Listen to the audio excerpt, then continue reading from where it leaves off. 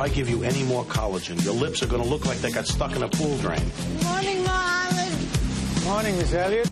In the First Wives Club, Goldie Hawn's character Elise wanted fuller, younger-looking lips, and you saw what happened. Lip augmentation is one of the most popular cosmetic procedures. It works to create those fuller, plumper lips and reduce those fine lines around the mouth. But you want lips that look natural. So what do you need to know? We have renowned plastic surgeon, that's Dr. George Toledo of Highland Park Plastic Surgery. He is here to answer questions and help. Dr. Toledo, always good to see you. All right, what's your philosophy when it comes to lip augmentation? You know, we've been seeing so many complications from lips that I thought I had to come here and, give a little talk about it.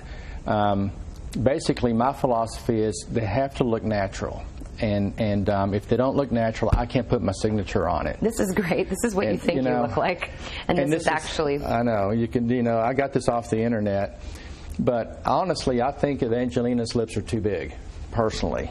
Everything else about her might be a perfect 10, but those lips are just a little bit too big. Is that because you look at the symmetry of a face and you look at kind of things being balanced, right, and that's how you know something's been added or enhanced here? Yeah, those lips would probably look good on Oprah or somebody with a, a little bit larger head, but on her, it's not. Okay. How about Lisa Rinna? We know her lips. They're pretty famous too. Right. These are famous lips. She's had them injected with, I think I read that she had silicone put in, but she probably had a lot of hyaluronic acid and silicone, and then she had them reduced.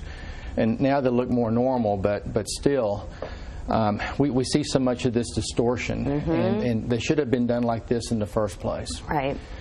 Is it just a difficult procedure to perform because it's millimeters?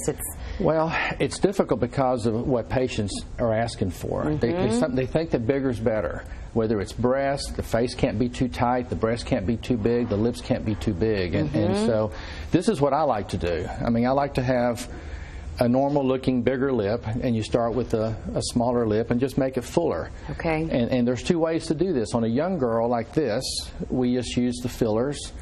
On an older patient, like almost all my facelift patients, the lips have shriveled up like this lady.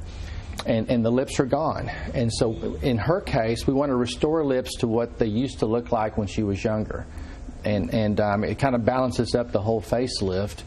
You don't want to have the thin, shriveled up lips with this now a 20-year younger face. Right, and it really does add age to you when you lose that volume, and just that little bit makes such a big difference. What I do for this, if you use fillers, these patients don't want to come back and get filled up every 6 months or every year. So we take their own tissue, usually from a little C-section scar in their belly, and we put their own tissue in there, and it's permanent. Oh. It stays soft. Yeah. It's mobile. They can suck through a straw. It doesn't go away.